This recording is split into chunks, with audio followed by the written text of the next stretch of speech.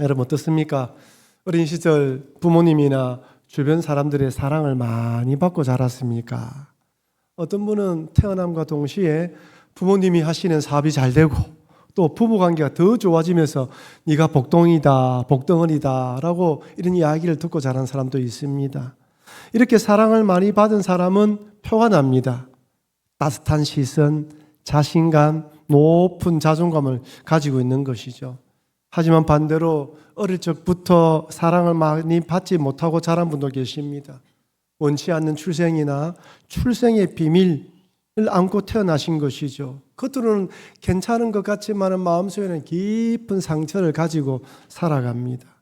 나는 왜 이런 환경에서 태어났을까? 내 인생은 왜 이럴까? 팔자라고 이야기하기도 하고 자기 인생에 대해서 안타까운 마음을 가지는 것이죠. 근데 여러분, 중요한 것은 지금입니다. 지금 여러분이 이 자리에 앉아서 하나님을 아버지라 부르고 하나님을 예배할 수 있다는 것이 은혜인 줄을 믿으시길 바랍니다. 우리 하나님이 우리를 왜 선택했는지 이유를 알 수 없어요. 만약 여러분들이 사랑받지 못한 인생, 어려운 인생, 정말 힘든 인생이고 참 누가 보기에도 참 왜 저렇게 인생이 힘들까 이런 소리를 듣는 분이라면 이 자리에 잘 오신 것이죠. 내가 왜 이렇게 하나님 믿게 하셨을까? 이런 나를 왜 하나님 믿게 하셨을까? 아, 하나님 나를 사랑하시는구나. 비록 세상 안에서는 나는 인정받지 못하지만 누가? 하나님이 우리 아버지 되심을 믿으시길 바랍니다. 하나님이 아버지가 되신다는 그 믿음을 가지고 주님을 바라봐야 되는 것이죠. 과거는 어쨌든 간에 지금 현재 아버지가 나의 하나님이다. 그래서 매일매일 그 하나님 앞에 나와서 예배드리고 하나님 앞에서 사랑을 듬뿍 받으면요, 아버지의 사랑, 어머니의 사랑이 필수적이지만 그 하나님의 사랑이 그것을 회복시켜 주시는 것입니다. 하나님께서 왜 저를 선택하시고 구원하시는지 알 수 없지만 하나님의 선택에는 후회가 없습니다. 복음송 중에 이런 찬양이 있습니다. 한번 잘 들어보십시오. 하나님의 부르심에는 후회하심이 없네. 내가 이 자리에 선 것도 주의 부르심이라. 하나님의 부르심에는 실수가 없네. 나를 부르신 하나님의 신실하심을 믿네. 작은 나를 부르신 뜻을 나는 알 수 없지만 오직 감사와 순종으로 주의 길을 가리라. 때론 내가 연약해져도 주님 날 도우시니 주의 놀라운 그 계획을 나는 믿으며 살리. 날 부르신 뜻 내 생각보다 크고 날 향한 계획 나의 지혜로 청량 못하나. 가장 좋은 길로 가장 완전한 길로 오늘도 날 이끄심 믿네. 할렐루야. 한번 따라합시다. 가장 좋은 길로 가장 완전한 길로 오늘도 날 이끄심 믿습니다. 할렐루야. 여러분 자꾸 믿음의 고백을 해야 됩니다. 하나님 나를 좋은 길로 인도하신다. 나를 좋은 길로 붙들어 주신다. 나를 인도하신다 믿어야 됩니다. 하나님께서 우리를 부르신 일에는 실수가 없습니다. 세상적으로 뛰어나지 못하고 부족하다고 할지라도 하나님께서 우리를 사랑하신다는 것은 진리 그 자체입니다. 절대로 변하지 않습니다. 하나님은 우리의 죄를 속하기 위하여 독생자 예수님을 보내주시는 사랑을 우리에게 보여주셨습니다. 우리가 이런 귀한 사랑을 받은 존재예요. 여러분, 누가 우리를 위하여 자기 목숨을 내어준단 말입니까? 하나님의 아들이 그렇게 하셨다는 것입니다. 이렇게 구원받은 하나님 백성이 되었다면 이제부터 매일매일 하나님의 사랑을 충분히 받고 누려야 됩니다. 그러면요, 비록 잘생기고 예쁘지 않아도 신앙의 기품이 드러납니다. 천박하거나 무례하지 않고 배려하고 양보하는 사람이 됩니다. 누가 봐도 저 사람은 하나님의 사랑을 많이 받은 사람이야 보이는 것이죠. 그러니 구원받은 하나님의 자녀임을 잊지 마시고 날마다 기도와 말씀으로 하나님의 사랑을 듬뿍 받으시는 여러분과 제가 되길 주의 이름으로 축원합니다. 제가 이렇게 서론을 사랑으로 시작한 이유는 바로 오늘 살펴볼 솔로몬 왕 때문입니다. 솔로몬은 사랑을 많이 받은 인물이에요. 솔로몬이 태어날 때 성경은 이렇게 기록되어 있습니다. 사무엘하 12장 24절 25절 말씀 우리 다 같이 한 목소리를 읽어보겠습니다.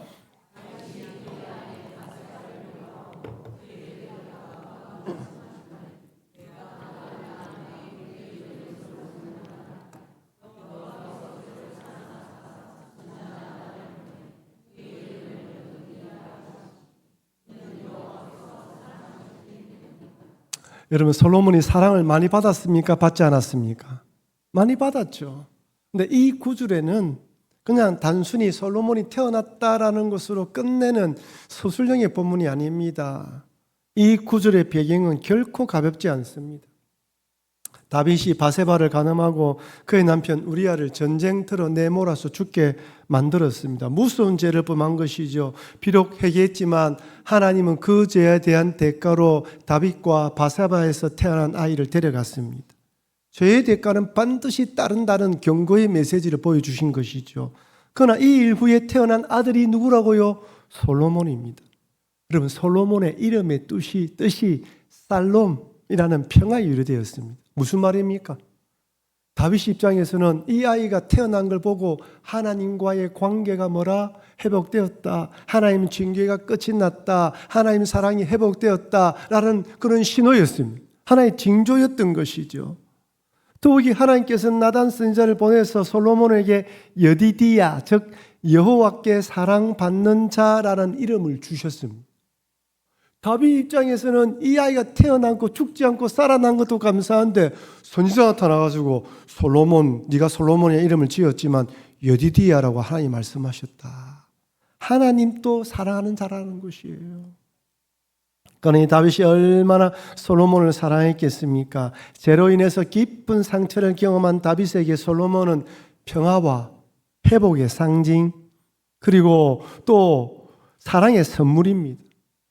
솔로몬이 태어날 때 솔로몬은 부모님의 사랑을 많이 받고 왕자로 태어났습니다. 요즘 말로 금수저를 물고 태어났고요. 하나님의 사랑을 받은 갓수저로 태어난 사람입니다. 누구든지 부러워하는 사람이죠. 이런 그가 다윗의 뒤를 이어 왕이 된 건 전혀 문제가 되지 않습니다. 다음 왕이 된 솔로몬은 어떤 신앙생활을 했을까요? 솔로몬 하면 떠오르는 키워드가 뭐죠? 일천번제. 그 다음에 뭐요? 지혜를 구한 왕, 성전 건축, 아내가 1000명. 다 아시잖아요. 1000명입니다. 전도서, 아가서를 기록한 왕입니다. 하지만 안타깝게도 그의 말년은 영광스럽지 못했어요. 처음에는 겸손했는데 시간이 흐르면서 하나님을 떠나고 결국에는 우상을 숭배하는 신앙의 변질이 일어납니다. 그래서 저는 솔로몬 왕을 변심이라는 키워드로 잡았습니다. 사울은 뭐라고요? 집착. 다윗은 기준. 솔로몬은 왜 입을 다 배가 고프십니까? 다시 해봅시다. 사울은 집착. 다윗은 기준. 솔로몬은 변심. 여러분 딱 이 키워드만 가지면요. 아, 사울은 집착했지. 그래서 왕권 집착 때문에 저렇게 됐지. 다윗은 신앙의 기준이 되었지. 솔로몬은 변심한 인물입니다. 여러분, 솔로몬이 왕이 되었을 때 참으로 겸손했습니다. 그는 신앙의 기준이 되었던 아버지 다윗이 세상을 떠나는 왕위를 계승했습니다. 형 아도니아가 선수를 쳐서 반란을 일으켜 스스로 왕이 되려고 했지만 하나님의 은혜와 다윗 왕의 현명한 선택 때문에 왕이 되었어요. 그런데 한편으로 생각해 보면 솔로몬이 왕이 되었다, 사실 그 자체가 석연치 않다고 느낄 수 있습니다. 왜냐하면 솔로몬 자체가 문제가 있는 것이 아니라 그의 어머니 바세바 때문이에요. 왜냐하면 그의 어머니 바세바는 우리아 장군의 아내였습니다. 다윗과 간음한 여인이에요. 비록 위력에 의한 성관계를 맺은 것이지만 원하지 않았지만 어쨌든 남편도 죽고 다윗과 결혼했단 말이에요. 여러분, 사람들이 말하기를 좋아합니까? 좋아하지 않습니까? 말을 많이 지어냅니까? 안 지어냅니까? 말을 많이 지어내요. 얼마나 가십거리가 되겠어요. 자기는 전혀 그렇지 않은데 혹시 저 여자가 먼저 다윗에게 꼬리친 거 아니야? 오만 이야기를 사람들이 지어낼 것이에요. 그러면서 저 여인의 아들이 왕이 된다고? 충분히 바세바의 아들인 솔로몬에게는 콤플렉스가 될 수, 열등감이 될 수 있습니다. 아마 여러 가지 이유가 있지만 이 부분도 한 이유가 되어서 솔로몬은 처음에 겸손했어요. 얼마나 겸손한지 몰라요. 열왕기상 3장에 나오는 1000번째 사건은 솔로몬이 왕이 된 직후 통치 초기에 일어난 일입니다. 솔로몬은 하나님을 사랑했고 하나님도 그를 기뻐했습니다. 그래서 하나님께서 꿈에 나타나서 이렇게 말씀합니다. 열왕기상 3장 5절 우리 같이 읽겠습니다.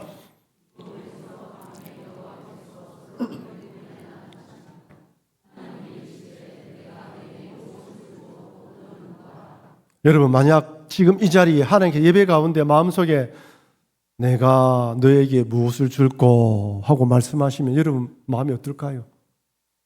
오늘 밤에 잠을 자고 있는데 오늘 말씀 듣고 난 뒤에 밤에 자면서 하나님, 솔로몬에게는 꿈에 나타나서 말씀해 주시는데 제 꿈에도 나타나 주시옵소서 하고 기도하고 딱 잠을 자는데 하나님이 꿈에 나타나서 야 누구야, 나도 내가 너에게 무엇을 줄꼬 하면 여러분 뭘 하시겠습니까?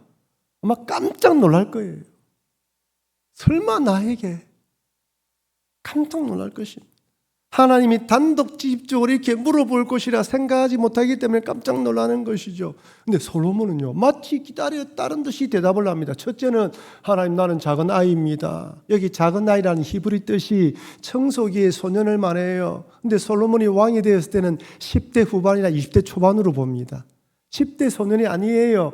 여기서 어린아이라는 것은 내가 왕이 되었지만 아이처럼 잘 모릅니다. 부족합니다. 겸손합니다. 잘 모르는 사람입니다는 뜻입니다. 그래서 두 번째로 듣는 마음을 달라고 기도하는 거예요. 9절 말씀에 듣는 마음을 주셔서 선악을 분별하게 하옵소서. 여기 듣는 마음이란 하나님의 뜻을 잘 구별하고 백성들의 마음을 잘 판단해서 정확한 답을 줄 수 있는 지혜로운 사람이 되게 달라는 뜻입니다. 솔로몬은 왕이었지만 하나님 없이는 감당할 수 없다는 것을 알았고, 그래서 하나님 의지하며 1,000번제를 드렸습니다. 자, 질문 드립니다. 그러면 하나님이 솔로몬의 꿈에 나타나셔서 내가 내게 무엇을 줄꼬 했을 때 솔로몬이 나는 아이입니다, 듣는 마음을 주십시오라고 대답했는데, 이때의 이 대답은 얼떨결에 그냥 갑자기 나온 대답일까요? 평소에 이렇게 기도한 대답이었을까요? 평소에 기도했겠지요. 여러분요, 갑작스럽게 물었을 때 이런 대답이 안 나옵니다. 그 대답은 평소의 기도 제목인 거예요. 솔로몬은 왕이 되고 난 뒤에 평소에도 하나님, 나는 작은 아이입니다, 나는 부족합니다, 나는 다스릴 수 없습니다, 도와달라고 기도했던 것입니다. 하나님 지혜를 구했어요. 이것이 바로 솔로몬의 초심이며 첫사랑입니다. 처음에는 겸손했습니다. 하나님을 전적으로 의지했어요. 1,000번제를 드릴 만큼 하나님을 사랑했던 인물입니다. 여러분, 우리의 신앙의 믿음의 여정을 한번 살펴볼까요? 여러분, 언제 예수님 믿었습니까? 처음 교회 온 때가 언제였습니까? 예수님은 언제 인격적으로 만났습니까? 그때는 세상이 달라 보였어요. 서 있는 나무의 빛깔만 봐도 기뻤습니다. 구름만 봐도 주님이 오시는 줄 알았어요. 예수님 말만 들어도 가슴이 뭉클하고 눈물이 흘렸습니다. 하나님 영광, 하나님 나라를 말씀을 들으면 가슴이 뛰었습니다. 우리의 마음이 그랬어요. 솔로몬도 그랬던 것이죠. 하지만 안타깝게도 솔로몬은 초심을 끝까지 지키지 못했습니다.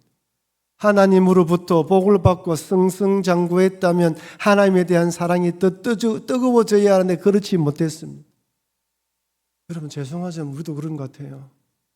처음에는 뜨거운데 나이가 들고 시간이 흘러가고 신앙의 연수가 높아지고 직분을 받게 되면 더더욱 겸손해야 되는데 그렇지 못한 것 같아요. 때로는 현실의 무게에 무눌립니다. 삶의 고달픔이 너무 힘들어요. 책임감에 지칩니다. 인간관계에 상처받아요. 잘하려고 나섰는데 공격하는 사람들이 많아요. 가시거리를 삼는 사람이 너무 많아요. 중독될 때가 너무 많습니다. 처음 마음은 나는 그랬는데 점점 마음이 식어지는 거예요. 솔로몬이 변합니다. 한번 보십시오. 성경에는 솔로몬이 어떻게 변한지 이렇게 되어 있습니다. 열왕기상 11장 9절 말씀 같이 읽겠습니다.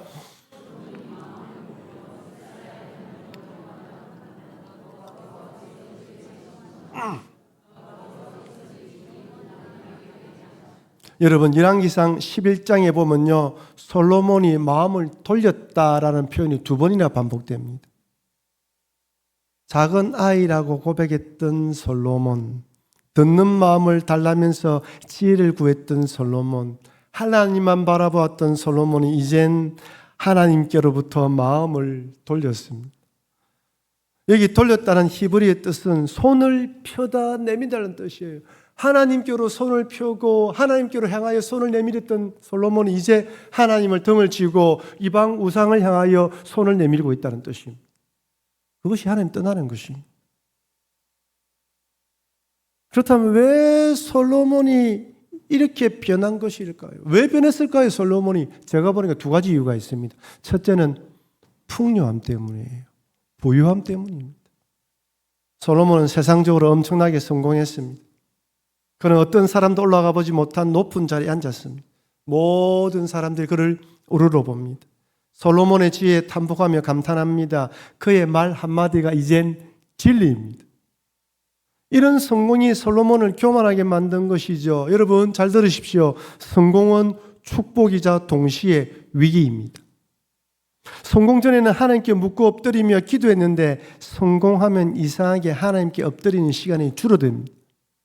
자칫 자신이 하나님 된 것처럼 착각에 빠지게 됩니다. 왜 그렇습니까? 사람들이 자기 말에 다 따르거든요. 성공은 낮아진 마음, 가난한 마음, 겸손한 마음을 잃어버리게 만듭니다. 더 이상 간절함으로 하나님을 예배하지 않고 예배의 감동도 사라집니다. 결국 예배는 의무가 되고 형식만 남게 됩니다. 여러분 신앙에서 제일 중요한 게 뭔지 아십니까? 바로 예배입니다. 예배입니다. 우리 교회 비전은 하나님을 찬미하는 교회, 온 백성의 칭송받는 교회, 주께서 구원받는 사람을 날마다 더하는 교회입니다. 첫 번째가 예배입니다. 여러분 교회에서 사람을 모으자, 뭐 하자 많이 모아서 뭐 하려고요?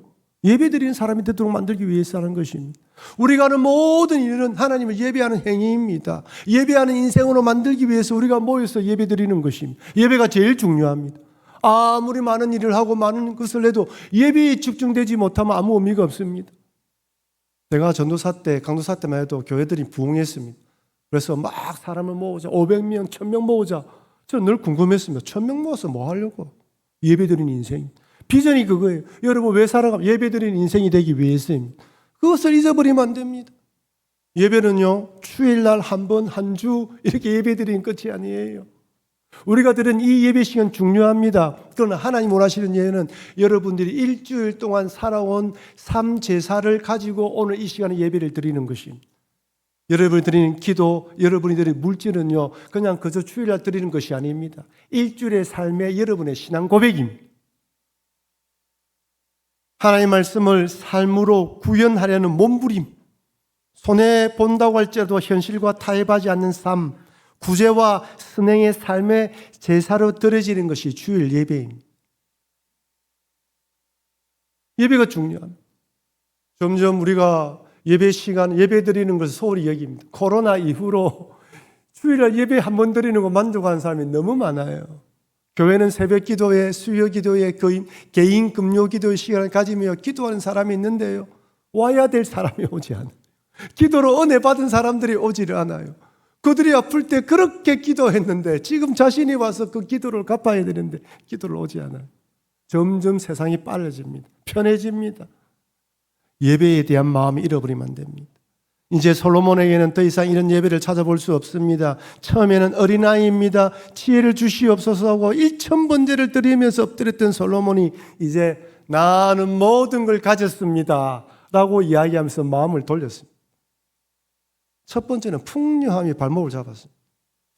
우리 한국 교회도 그렇지 않나요? 너무 잘 살게 되었지 않습니까? 두 번째는 이방 결혼입니다. 열왕기상 11장 3절 4절 말씀 우리 같이 읽겠습니다.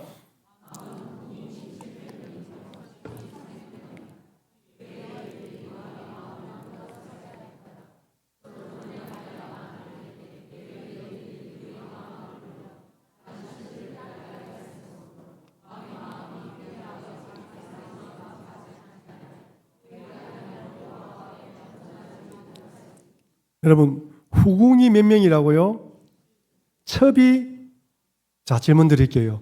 솔로몬은 자기 와이프의 이름을 다 알았을까요? 설마 저는 몰랐을 것이 생각됩니다. 그러면 그의 태어난 자녀들은 다 알았을까요? 얘가 첫째의 아내의 아이인가? 저가 둘째의 아이의 아이인가? 여러분, 솔로몬이 이렇게 많은 아내를 둔 이유가 무엇입니까? 정략 결혼 때문입니다. 당시 주변 나라들은 정치적 동맹과 평화를 유지하기 위해 정략 결혼을 많이 했습니다. 결혼은 단순한 사적 관계, 개인적인 감정이 아니라 국가 간의 조약과 신뢰를 상징하는 수단입니다. 솔로몬 입장에서는 거절할 이유가 없습니다. 여러분, 솔로몬이 첫 이방 여인과 결혼한 여인이 누군지 아십니까? 애굽의 바로 왕 딸입니다. 그 당시 가장 강대한 나라가 누구라고요? 애굽이에요. 솔로몬은 가만히 있는데 그쪽에서 먼저 결혼 제안이 들어왔습니다. 솔로몬, 너 우리 딸과 결혼해라. 우리 같이 관계를 맺자. 지금은 따지면요, 우리나라가 지금 미국과 관세 협상을 맺고 있지 않습니까? 일본이 저렇게 많이 투자하면서 15% 내려놓으니까 지금 우리나라 발등이 떨어졌습니다. 우리나라 약자예요. 근데 입장이 바뀌어서 트럼프가 우리나라한테 너는 관세 없게 해줄게. 제발 우리하고 거래하자. 지금 애국 왕이 이런 형태입니다. 그러니까 솔로몬 입장에서는 거절할 이유가 없어요. 애국 왕이 이런 강대국이 쳐들어와서 협상을 하자는데요.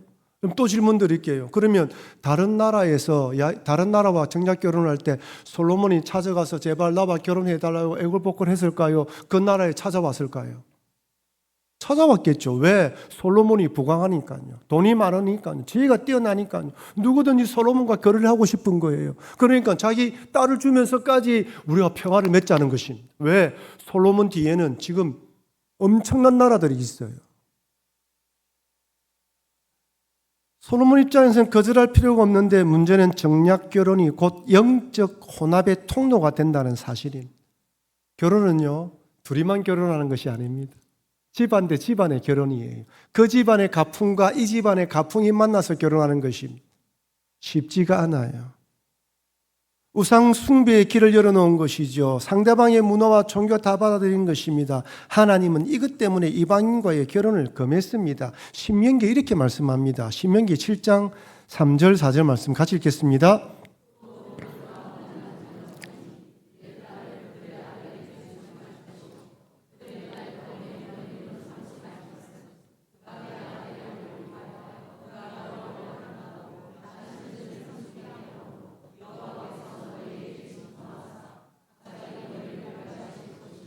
하나님의 걱정은 신앙을 떠나는 것입니다.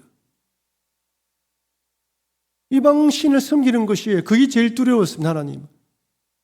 자, 그러면 또 질문 드릴게요. 솔로몬은 하나님께서 이방 여인과 결혼을 금했다는 것을 알면서도 왜 했을까요? 정략 결혼 때문이죠. 왜 했을까요?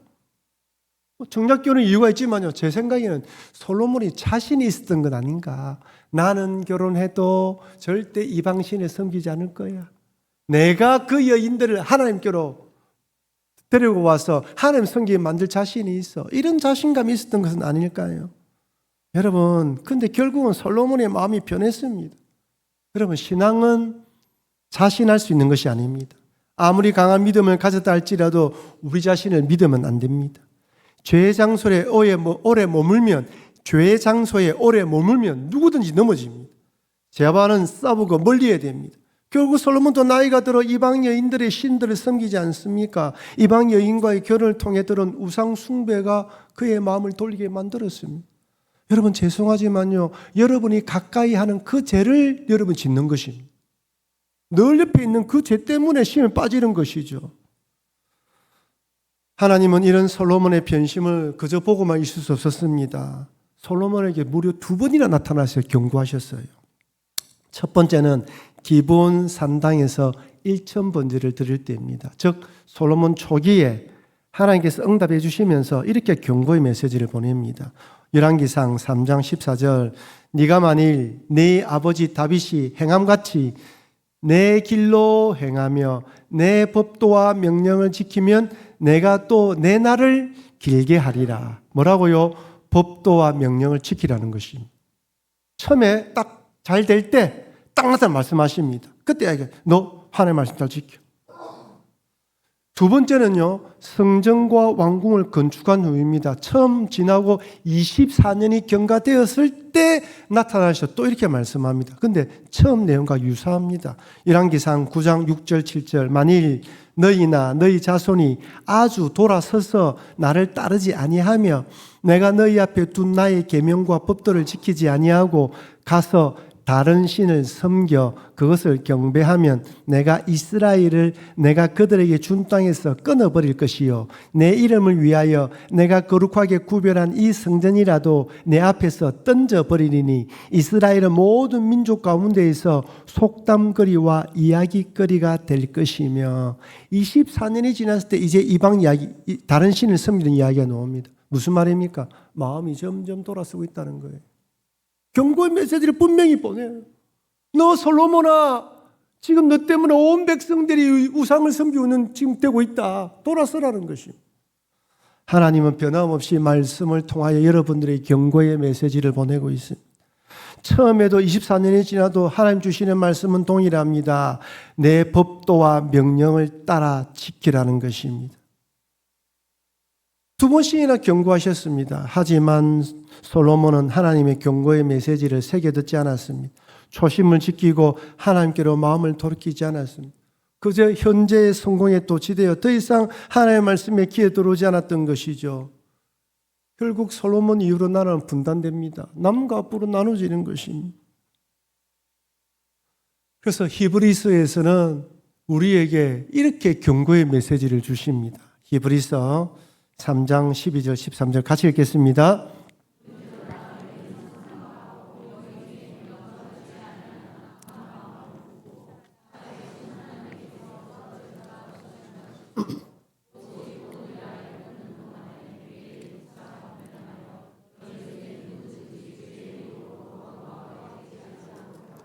오늘이라는 일컫는 동안에 언제요? 오늘, 지금 이 시간 매일 피차 건면하여 서로 건면하여서 오늘 매일 건면하여서 죄의 유혹으로 완고하지 않도록 하라고 이야기를 합니다.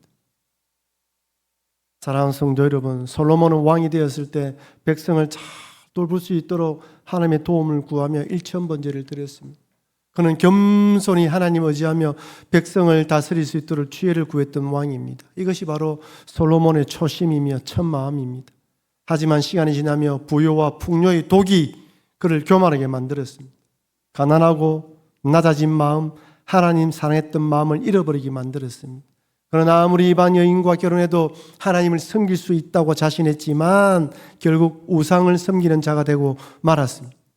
물질과 부요, 이방 결혼이 솔로몬의 신앙을 변질시키고 솔로몬의 마음을 변하게 만들었습니다. 그러나 여러분, 언제든지 우리의 마음이 변질되고 변심하지 않도록 늘 하나님께 엎드리고 하나님을 의지하시기를 바랍니다. 매일매일 피차 건면하면서 한결같은 마음, 시작과 끝이 동일한 일편단심의 믿음의 사람으로 살아가시는 여러분과 제가 되길 주의 이름으로 축원합니다. 우리 받은 말씀을 기억하며